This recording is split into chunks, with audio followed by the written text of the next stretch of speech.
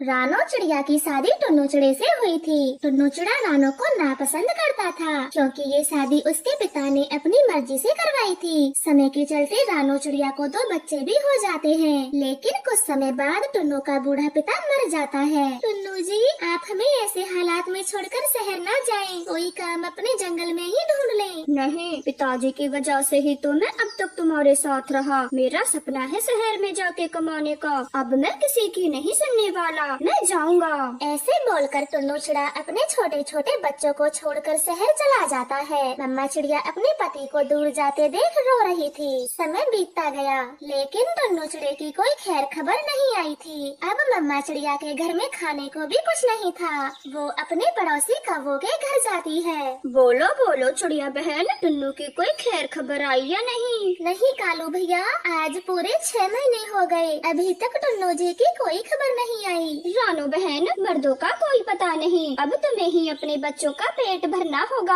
आखिर कब तक घर में बैठी रहोगी टुन्नू के इंतजार में? हाँ गौरी बहन, मैंने काम करने का फैसला कर लिया है, मगर टुन्नू जी की चिंता भी रहती है। गौरी जी, थोड़ा भोजन बचा हो तो उसे बच्चों के लिए दे दो, वो खा लेंगे। फिर मम्मा चिड़िया गौरी का दिया हुआ भोजन लेकर घर आती है। बच्चे भोजन खाकर सो जाते हैं। अगली सुबह रानो काम की तलाश में निकल जाती है। मालिक जी, मुझे कोई काम दे दें, मुझे बहुत जरूरत है काम की। हाँ, मेरा नौकर अपने गांव गया है, जब तक वो वापस आता है तुम उसकी जगह पे काम कर सकती हो। फिर रानो चिड़िया तोते सेठ की दुकान पर काम करने लग जाती है और अपने बच्चों का पालन पोषण करती है। पति जी, यहाँ किराए के घर में कब तक रहेंगे? बहुत खर्चा है और मुझे पसंद भी नहीं ये छोटा सा घर। आप अपने घर कब चलोगे? पिंकी जी, चल तो मैं भी दूं अपने घर, लेकिन आपको पता तो है वहाँ पे मेरी पहली पत्नी और बच्चे रहते हैं। टुन्नू जी, आप चलने की तैयारी करें, वहाँ पे जो भी हो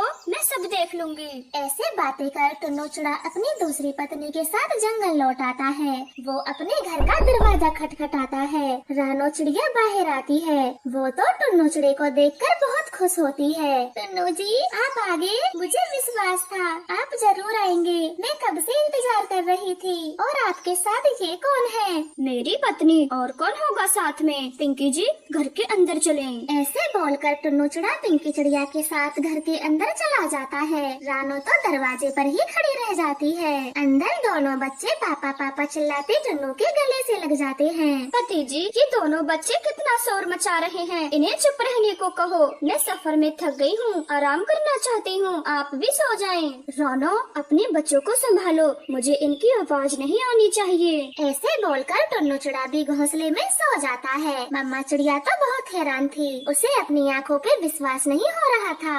हे भगवान, क्या सच में टुन्नू जी ने दूसरी शादी कर ली? अब मेरे बच्चों का क्या होगा? मैं कहाँ जाऊँ? पिताजी भी मर गए, अब मैं क्या करूँगी? ऐसे रानो चिड़िया बहुत दुखी थी। फिर दूसरे दिन पिंकी चिड़िया टुन्नू चिड़े से बोलती है, पति जी, आप अपनी पहली पत्नी और उसके बच्चों को घर से भगा भी दें। उनका साथ में रहना मुझे बिल्कुल भी नहीं पसंद, वरना मैं ही शहर चली जाऊंगी। ना ना पिंकी मेरी जान, ये कैसी बातें करती हो? मैं सिर्फ और सिर्फ आपसे प्यार करता हूँ, मैं आज ही भगा दूंगा उनको। फिर से जाने की बातें ना करना। वो दोनों ऐसे बातें ही कर रहे थे। तभी रानो चिड़िया काम से घर आती है तो टुन्नू चिड़ा उससे बोलता है, रानो, तुझे दिखाई नहीं देता मैंने अब दूसरी शादी कर ली है, तो अब तेरा इस घर में क्या काम? अपने बच्चों को ले और मेरे घर से निकल जा। टुन्नू जी, आप ये कैसी बातें करते हो? ये बच्चे आपके भी हैं। मैं घर के किसी कोने में पड़ी रहूंगी, मगर हमें घर से ना निकालें। ना ना पति जी, इसे घर में ना रखना, मैं नहीं रहूंगी, वरना आज से तेरा मेरा कोई रिश्ता नहीं। मेरे लिए तू मर गई, इसीलिए कभी भी लौटकर मेरे घर के चौखट पे पैर न रखना। रानो चिड़िया खूब मिन्नतें करती है, मगर टुन्नू चिड़ा नहीं मानता। वो रानो और उसके बच्चों को ठंड में ही घर से बाहर कर देता है। बाहर बहुत ज्यादा सर्दी थी, बच्चे कांप रहे थे। टुन्नू जी, चाहे कुछ भी हो, मगर मैं लौटकर कभी नहीं आऊंगी, इस घर में कभी भी नहीं आऊंगी। चलो मेरे बच्चों, आप मेरे साथ चलो। ऐसे मम्मा चिड़िया अपने बच्चों को साथ लेकर एक पेड़ पर बैठ जाती है। मम्मा, मुझे ठंड लग रही है, हम ऐसे खुले में नहीं सो सकते। मेरे बच्चों, मैं तुम्हें जरा भी ठंड नहीं लगने दूंगी। आप मेरे पंखों में छुप जाओ। मैं सुबह होते ही कोई न कोई जुगाड़ कर लूंगी। बस आज रात आपको ऐसे ही रहना होगा। ऐसे मम्मा चिड़िया सर्दी की रात अपने बच्चों के साथ खुले में बिताती है। वो अपने बच्चों को सीने से लगा लेती है, खुद कांप रही थी। ऐसे ही सुबह हो जाती है। मम्मा चिड़िया घर बनाने के लिए बांस लेने जाती है। चिड़िया के पास में ही बांसों का झुंड था। वो उसी से अपना घर बना लेती है। मम्मा, ये घर तो बहुत गर्म है। आज तो हमें बिल्कुल भी ठंड नहीं लग रही। कल तो हमें बहुत सर्दी लगी थी। हाँ मेरे बच्चों, कल आपको बहुत कठिन रात बितानी पड़ी, लेकिन अब ऐसा कभी नहीं होगा। ये घर आपकी मम्मा का है और मैं आपको अपने से कभी अलग नहीं करूँगी। पिंकी जी, जरा एक गिलास पानी तो देना। टन्नू, तुम्हारा हर दिन का हो गया है ये सब। मुझे चैन से सोने भी नहीं देते। जब देखो खांसते रहते हो। खुद ही क्यों नहीं ले लेते पानी? तुम मेरी पत्नी हो, इतना सा काम नहीं कर सकती। मेरी तबीयत बहुत खराब हो गई है। ऐसे टन्नू चिड़ा पिंकी से पानी मांगता है, मगर पिंकी चिड़िया तो उसे पानी भी नहीं देती। वो उसकी जरा भी परवाह नहीं कर रही थी। फिर अगले दिन बुलबुल डॉक्टर टन्नू का चेकअप करती है। टन्नू, मैंने आपकी रिपोर्ट देख ली है। आपको लंबी खांसी के रहते टीबी होगी है। ऐसे दवाई देकर बुलबुल वहाँ से चली जाती है। पिंकी तो बहुत ज्यादा सोच रही थी। क्या टन्नू को टीबी हो गई? अगर एक घर में रहने के कारण मुझे भी हो गई तो मैं खांस खांस के मर जाऊंगी। ना बाबा ना, मुझे टन्नू से अपना बचाव करना होगा। ऐसे सोचकर पिंकी चिड़िया टन्नू का घोंसला घर के बाहर लगा देती है। बाहर बहुत सर्दी पड़ रही थी। मैंने कितनी बड़ी गलती की जो रानू को घर से भगा दिया। अगर वो इस समय होती तो मुझे कभी भी अकेले नहीं छोड़ती। ऐसे सोचकर टन्नू चिड़ा घर के बाहर रो रहा था। गौरी कवि उसे देख लेती है। वो भागी भागी चिड़िया के पास जाती है और उसे सब कुछ बता देती है। रानू तुरंत ही अपने पति के पास आती है। क्यों आई हो मेरे पास? मुझे मर जाने दो, यही मेरी सजा है। नहीं टन्नू जी, आप मेरे पति हो। मैं ऐसे आपको अकेला नहीं छोड़ सकती। आप कितने बीमार हो और इतनी सर्दी में घर के बाहर भी हो। फिर रानू चिड़िया टन्नू को अपने बांस के घर में ले जाती है। टन्नू बच्चों को देखकर फूट फूट कर रोता है और उनसे माफी मांगता है। मुझे माफ कर दो मेरे बच्चों, मुझे माफ कर दो। मैं बहुत बुरा हूँ, बहुत बुरा हूँ मैं। पापा, आप हमें कभी दोबारा से छोड़कर मत जाना। फिर रानू चिड़िया अपने बीमार पति की खूब सेवा करती है और धीरे धीरे टन्नू स्वस्थ हो जाता है। फिर अपने परिवार के साथ खुशी खुशी रहने लगता है और अपने परिवार का ख्याल रखता है। आपका धन्यवाद। रानू चिड़िया चूड़ियाँ बनाने का काम करती थी। टोनी को भी चूड़ियाँ बनाना बहुत अच्छा लगता। मम्मा मम्मा, ये देखो मैंने कितनी सुंदर चूड़ी बनाई है। टोनी बेटी, मैंने तुमसे मना किया है, मेरे काम को हाथ मत लगाया कर, पर तू है कि मानती ही नहीं। मम्मा मम्मा, चूड़ी बनाना तो मुझे अच्छा लगता है और मैं जब सुंदर सुंदर चूड़ी बनाने लगूंगी तो आप भी खुश होंगी, मुझे डांटेंगी नहीं।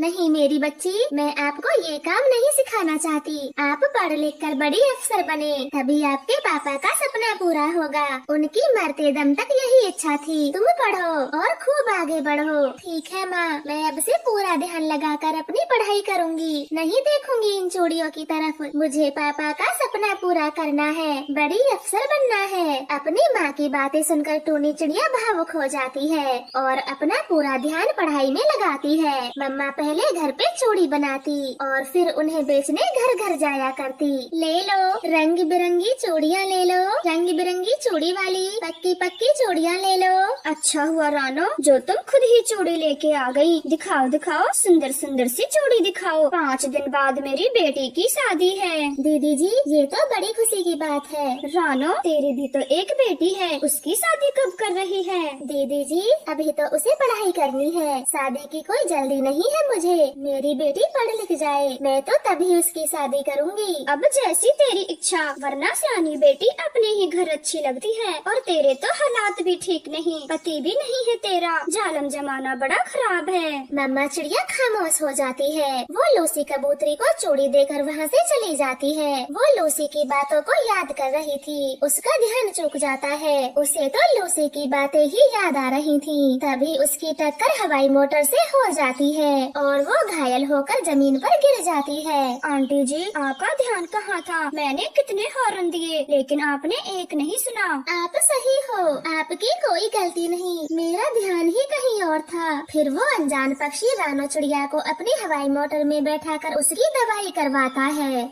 टक्कर बहुत जोरों से हुई है, प्लास्टर चढ़ाना होगा एक कंधे को, तभी हड्डी ठीक होगी और 1 महीने तक कोई काम नहीं। फिर बुलबुल डॉक्टर रानो चिड़िया को प्लास्टर लगाती है। वो तो बहुत दुखी हो जाती है क्योंकि उसका काम करना बिल्कुल ही बंद हो जाता है। वो अनजान पक्षी उसे घर भी छोड़ने जाता है। मम्मा, ये आपको क्या हो गया? आपको चोट कैसे लगी? टूनी बेटी, घबराने की कोई बात नहीं, जरा सी चोट लगी है, 1 महीने में ठीक हो जाएगी। और बेटा, आप बाहर क्यों खड़े हो? अंदर बैठो। नहीं नहीं आंटी जी, मैं चलता हूँ, पहले ही मुझे काफी देर हो गई। आप अपना ध्यान रखना, मैं अब चलता हूँ। ऐसे बोलकर अमीर पक्षी वहाँ से शर्माता हुआ चला जाता है क्योंकि उसे टूनी चिड़िया बहुत अच्छी लगी थी। उस आंटी की बेटी कितनी सुंदर थी, जी तो कर रहा था मैं रुक जाता वहीं। ऐसे वो अमीर चिड़ा पक्षी टूनी को बार बार याद कर रहा था। कुछ समय बीत जाता है। मुझे आंटी के घर का पता मालूम है, मैं उनके घर चला जाता हूँ। नहीं नहीं टुन्नू, वो तेरे बारे में क्या सोचेंगी, मैं नहीं जाऊँगा।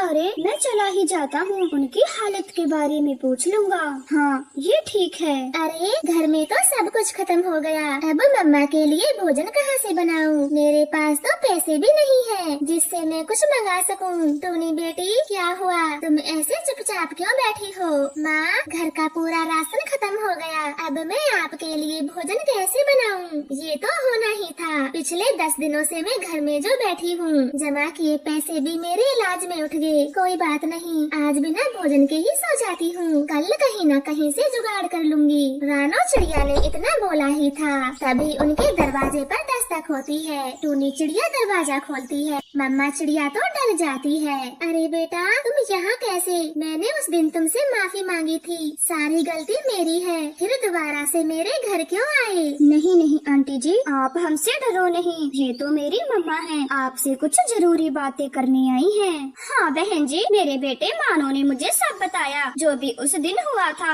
आप घबराओ नहीं, मैं यहाँ आपसे शादी की बात करने आई हूँ। मेरे बेटे को टूनी पहली नजर में ही भाग गई, वो तुम्हारी बेटी से शादी करना चाहता है, मैं उसका हाथ मांगने आई हूँ। मम्मा चिड़िया तो चुप रहती है, वो समझ नहीं पा रही थी कि वो क्या बोले। फिर टूनी ही बोलती है, देखें आंटी जी, आप बहुत अच्छे पक्षी हो, जो अमीर होते हुए भी हम गरीबों के घर आए, लेकिन मैं अभी शादी करना नहीं चाहती और मेरी माँ की भी यही इच्छा है। आंटी जी, मैं बहुत अच्छा पक्षी हूँ, मैं आपकी बेटी को हमेशा खुश रखूंगा। टूनी बेटी, आप घर के अंदर जाओ और मेहमानों के लिए चाय नाश्ता बनाओ। मम्मा चिड़िया लड़के पक्षी वालों से बात करती है। बहन जी, टूनी अभी बच्ची है, उसकी बातों का बुरा न मानना, मुझे ये रिश्ता मंजूर है। एक माँ को और क्या चाहिए, बस उसकी बेटी अच्छे परिवार में चली जाए और कुछ नहीं। ठीक है, तो अब ये रिश्ता पक्का हुआ, हम जल्द ही टूनी को ब्याह के ले जाएंगे। ऐसे रिश्ता पक्का कर दोनों माँ बेटा वहाँ से चले जाते हैं। मम्मा चिड़िया अपनी बेटी को समझाती है, मम्मा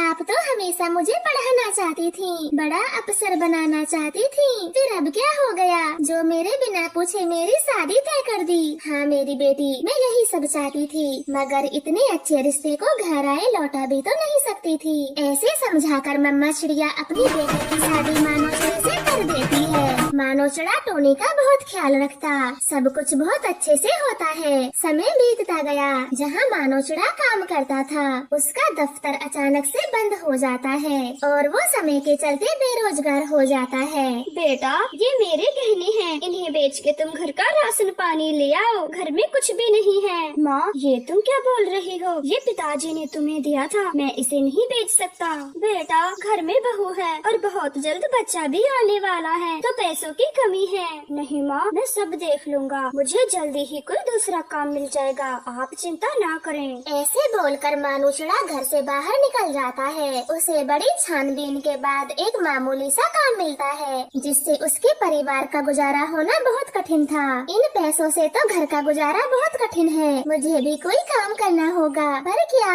हाँ, मुझे चूड़ियाँ बनाना आता है, मैं चूड़ी बनाकर बेचा करूँगी, मम्मा से सीखा था। फिर टूनी चिड़िया चिड़िया चूड़ी बनाने का काम शुरू करती है। उसकी सास भी उसका हाथ बटाती। धीरे धीरे टूनी की चूड़ियों का काम अच्छे से चलने लगा था। बेटा तू अपना काम करना छोड़ दे और बहू के साथ चूड़ियों का काम कर, ये बहुत अच्छा काम है। हाँ माँ, पूरा दिन मेहनत करने के बाद थोड़े से पैसे मिलते हैं मुझे, मैं भी चूड़ियों का ही काम करूँगा। फिर मानुचड़ा भी चूड़ी बनाने का काम सीख लेता है। उनका घर घर चूड़ी बेचने का काम पूरे में फैलता गया। वो अपनी चूड़ियों की दुकान भी खोल लेते हैं। धीरे धीरे वो बहुत अमीर पक्षी बन जाते हैं। अरे बहन जी, आप तो बहुत अमीर हो। मानुचड़े ने ऐसा कौन सा काम सीख लिया? टोनी ने बताया था उनका पहला वाला काम छूट गया था। रानो बहन जी, सब आपकी बेटी का कमाल है। अगर वो घर से चूड़ी बनाने का काम नहीं करते तो आज हम चूड़ी कंपनी के मालिक नहीं होते। हाँ माँ, कोई काम छोटा या बड़ा नहीं होता। मैंने चूड़ी का काम पूरे मन से किया और मानो जी ने इसे पूरे देश भर में फैलाया। अब हमारे दूर दूर के जंगलों में भी चूड़ियों की दुकान है। सब पक्षी हमें चूड़ी वालों के नाम से जानते हैं। मम्मा चिड़िया तो अपनी बेटी की तरक्की को देखकर बहुत खुश होती है और खुशी खुशी अपने जंगल आती है।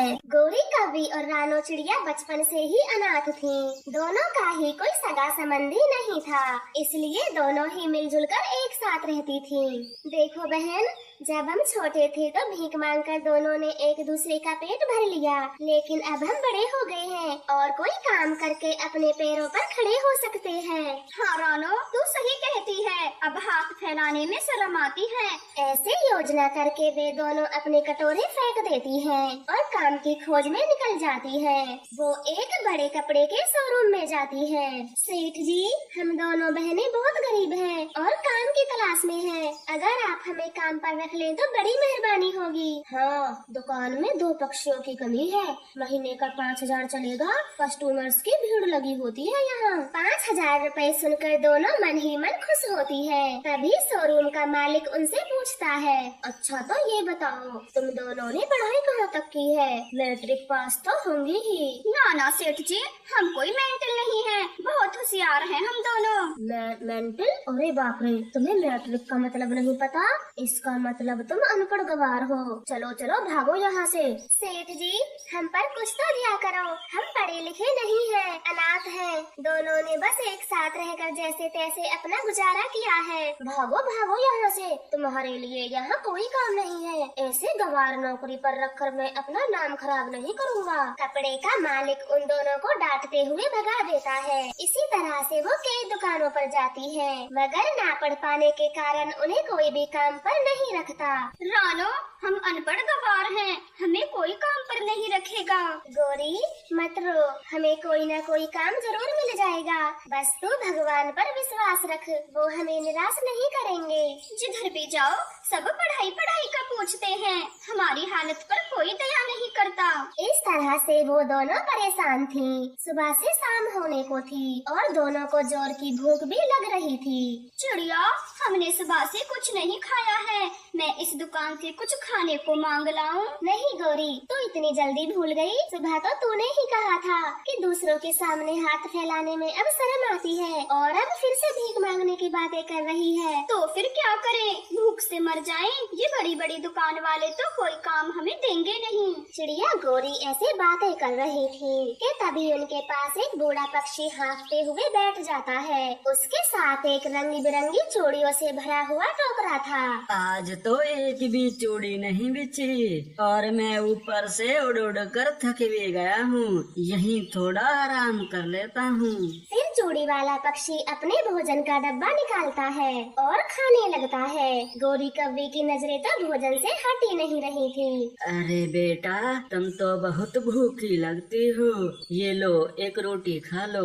गोरी जैसे ही रोटी लेने के लिए अपना पंख आगे करती है, तभी चिड़िया उसे डांटते हुए कहती है, गोरी चाहे कुछ भी हो, लेकिन हम मेहनत करके खाएंगे, ऐसे किसी से मांग कर नहीं। चिड़िया, खा लेने दो ना, एक ही तो रोटी है, अगर ये भी दादाजी खा गए तो मेरा क्या होगा? अच्छा, तो तुम दोनों कमा के खाना चाहती हो? ये लो, ये मेरी चूड़ियाँ हैं। जब तक मैं यहाँ आराम करता हूँ तब तक ये चूड़ियाँ ले जाओ और इन्हें बेच आओ, फिर तो तुम रोटी खा सकती हो ना।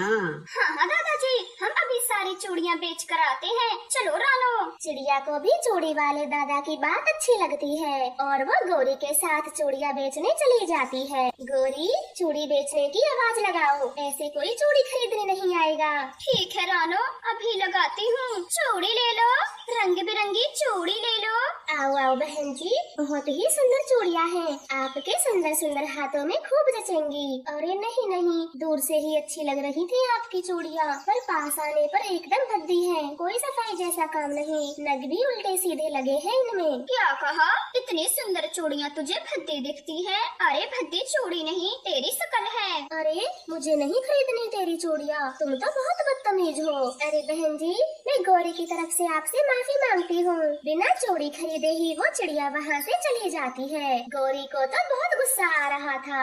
गौरी, आज तक हमने कभी चूड़ी नहीं पहनी, तो इसलिए कुछ नहीं पता। बूढ़े पक्षी की चूड़ियाँ अच्छी नहीं है, कईयों में तो नग भी नहीं है और कई तो ठीक से गोल भी नहीं। चिड़िया कुछ भी हो, थोड़ी चूड़ियाँ तो हमें बेचनी ही होगी, वरना खाएंगे क्या? वो काफी देर तक जगह जगह जाकर चूड़ी बेचती है। एक दो पक्षी उनकी चूड़ियाँ खरीद लेते हैं और वह दोनों चूड़ी वाले दादा के पास आती है। क्या बेटा, बेच दी सारी चूड़ियाँ? दादाजी, आपकी चूड़ियाँ कुछ खास नहीं थी, इसीलिए बड़ी मुश्किल से 100 रुपए की चूड़ी बेच पाए हैं। ये लो अपने 100 रुपए। हाँ बेटी, वो तो है, अब मैं बूढ़ा हो चुका हूँ, ना ठीक से दिखता है और ना ज्यादा देर बैठ पाता हूँ, इसलिए जैसी भी चूड़ी बनती हैं उन्हीं को अक्रियमंदी बेचकर जीवन काट रहा हूँ। दादाजी, आपके परिवार में कौन कौन है, हमें जरा बताओ। एक भयानक घटना में मेरी पत्नी और बच्चे मर गए, इसलिए मुझे अब ज्यादा पैसा कमाने से कोई लालच नहीं। जितने पैसे तुम्हें मिले हैं वो अपने पास ही रखो। लो, ये पैसे ले लो। ये कहते हुए बूढ़ा पक्षी वहाँ से जाने लगता है। तभी रानो चिड़िया बूढ़े पक्षी को रोक लेती है। दादाजी, हमारा भी कोई नहीं है, अगर आप हमें चूड़ी बनाने का काम सिखा दें तो हम अनाथ अपने पैरों पर खड़े हो सकते हैं और सारी जिंदगी भीख मांगनी नहीं पड़ेगी। हाँ दादाजी, हम सुबह से काम की तलाश में भटक रहे हैं, मना मत करिएगा, हमें चूड़ी बनाने का काम सिखा दें ताकि हम भिखारी भी अपने पैरों पर खड़े हो सकें। बूढ़े पक्षी को उन दोनों की हालत पर दया आती है और वो उन्हें अपने साथ घर ले जाता है और चूड़ी बनाने का काम सिखाता है। महीने गुजरते गए। अब गौरी और रानो ने चूड़ी बनाना सीख लिया था।